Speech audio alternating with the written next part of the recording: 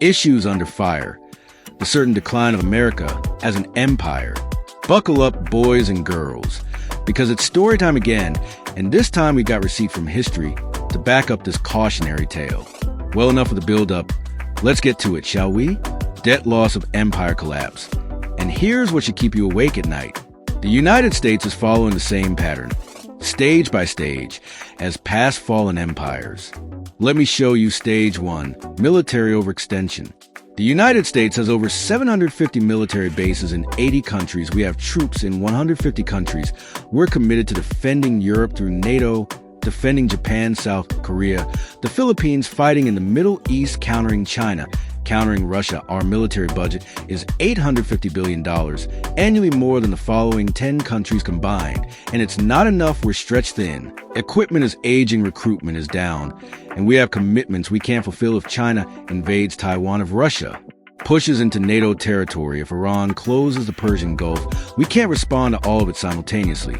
We're overextended just like Spain, just like Britain, just like the USSR. Check. Stage 2, currency debasement in 1971. Nixon closed the gold window.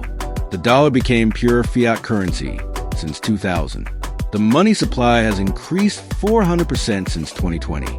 We printed over $6 trillion. The dollar has lost 98% of its purchasing power since 1971. We're not mixing copper into silver coins. We're just printing unlimited paper. The mechanism is different, but the result is the same. Debasement. Check. Stage 3 debt spiral. The United States owes $36 trillion. That's 120% of GDP. Interest payment alone are approaching $1 trillion per year. Spending more on interest than on defense, we run deficits every year. $1.8 trillion in 2024 in a growing economy. During peacetime, we borrowed to pay interest on previous borrowing. That's the definition of a debt spiral. Spain defaulted 4 times. Britain borrowed until it collapsed. The USSR ran out of money, or on the same path. Check. Stage 4, loss of productive capacity. America doesn't make things anymore. We design, we finance, we consume. Still, we don't produce. Our manufacturing base has been gutted and shipped to China, Mexico, and Vietnam. We import $800 billion more than we export annually. We're dependent on foreign supply chains for everything, from medicine to electronics, steel, and even military components, just as Spain became dependent on imports.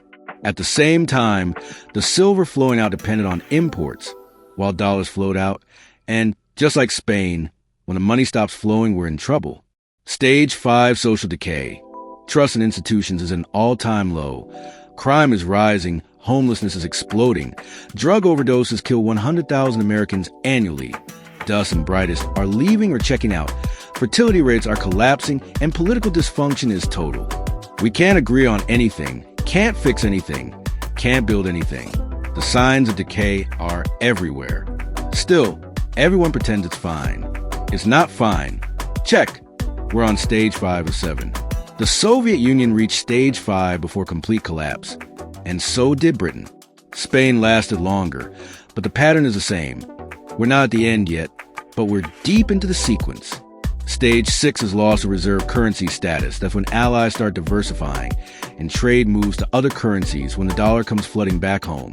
Because no one needs to hold it anymore, we're seeing early signs, BRICS nations developing alternatives, central banks buying gold, China and Russia trading in yuan, and rubles, Saudi Arabia accepting a win for oil. The cracks are forming. Stage 7 has collapsed, not gradual decline. Sudden implosion. The Soviet Union went from superpower to non-existent in 900 days. Britain lost the empire. In 20 years, Spain took longer. But the result was the same.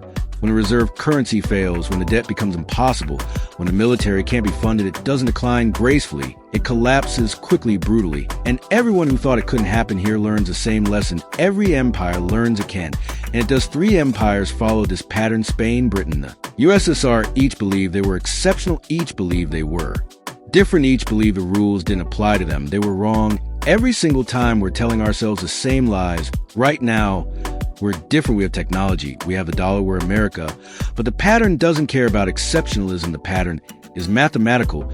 You cannot spend beyond your means forever. You cannot maintain empire without productive capacity. You cannot debase your currency. Without consequences, you cannot. Avoid stage 6 and 7 once you completed 1. Through 5, the sequence is locked, and the only question is timing. Maybe we have 10 years, maybe 5, maybe less, but the pattern says collapse is coming. And when it comes, it won't be slow. It'll be sudden, a currency crisis that triggers a debt crisis, that triggers a political crisis. Overnight, the superpower becomes a cautionary tale. The reserve currency becomes a regional currency. The empire becomes a memory. 3 times it happened before. The pattern says we're next. Since 2020, we've accelerated every stage, printed more money, increased more debt, extended military commitments, hollowed out production, fractured society. We're not walking the path anymore. We're sprinting down, and the end is visible. If you know the pattern, maybe we'll find a way out. Maybe America can do what Spain, Britain, and the Soviet Union couldn't. Maybe we'll reform, rebuild, restore.